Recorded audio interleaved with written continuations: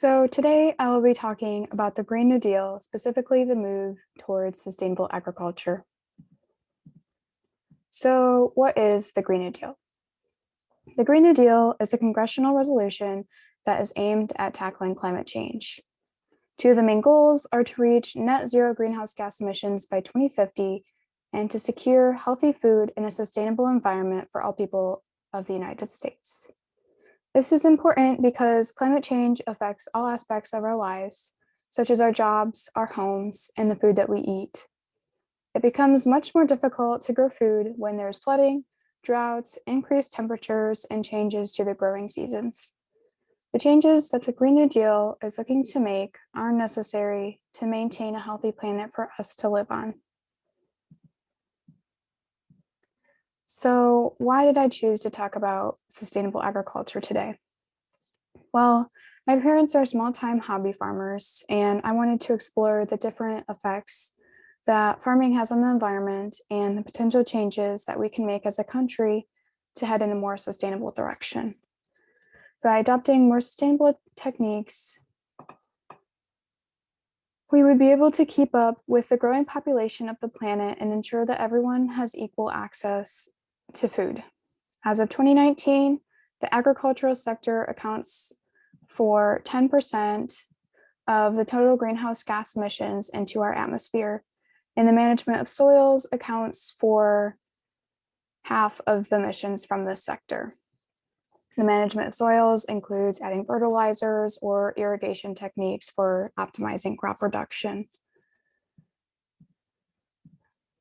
So some negative impacts of farming include deforestation to increase the available land for farming. Deforestation can increase soil erosion, can lead to desertification and loss in ecosystems within the areas that are being destroyed.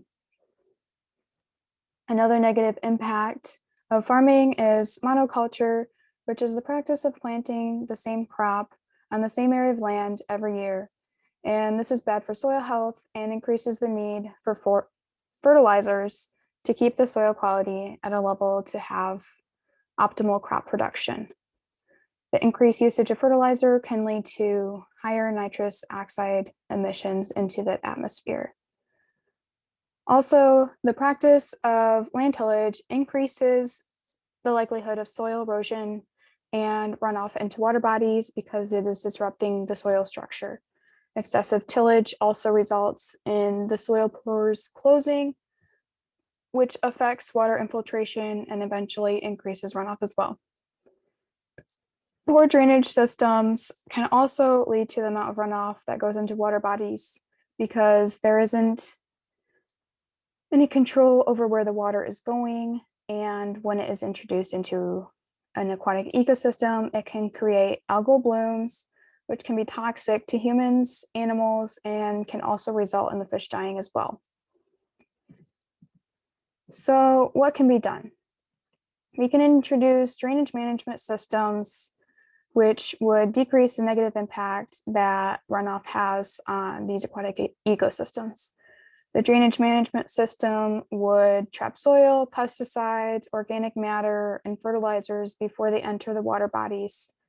And examples of these systems are retention ponds and special ditches that would slow the transportation of runoff water and allow the sediments to settle and result in cleaner water. Another thing that we can do is require farmers to use cover crops in the non-growing seasons to reduce erosion, runoff, and soil loss. Cover crops increase soil moisture and soil quality and can also help suppress weed growth, which would then reduce the need for pesticides and herbicides, which would in turn reduce the nutrient runoff into water bodies. Examples of cover crops are rye, ryegrass, different types of clover, turnips, and many others. Another thing that we could require farmers to do is to rotate crops every year to improve soil quality, because they wouldn't be stripping the ground of nutrients by using the same crops every year. We could also make the move towards no-till farming, which would minimize the effects of soil erosion and runoff as well. By doing this, we would be making less disruptions to the soil structure. So even though all of these techniques would help us move towards a more sustainable farming, they can also come with some potential risks, such as using the wrong cover crop, which could potentially result in weed growth and disease problems. Using cover crops would also require farmers to purchase more seeds and plant more and use equipment more often. Also, no-till farming requires special equipment that is different than what most farmers currently have. Switching to this would require an increase in the production of this type of equipment, and that could potentially have a negative impact on the environment as well. And as with any switches towards sustainability, these can come with high costs that could pose a problem, especially for small-time hobby farmers that are already struggling with making a profit. This would require the government to offer more subsidies for farmers, specifically the small-time farmers and not industrial farming corporations. Although there are some challenges and trade-offs to make farming more sustainable, this would eventually help the environment and help us reach our goal of healthy food for all of the US and reaching the net zero greenhouse gas emissions.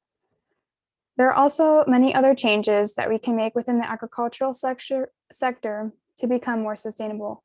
For example, reducing the amount of concentrated animal feeding programs that produce large amounts of methane into the atmosphere and the storage of manure from livestock.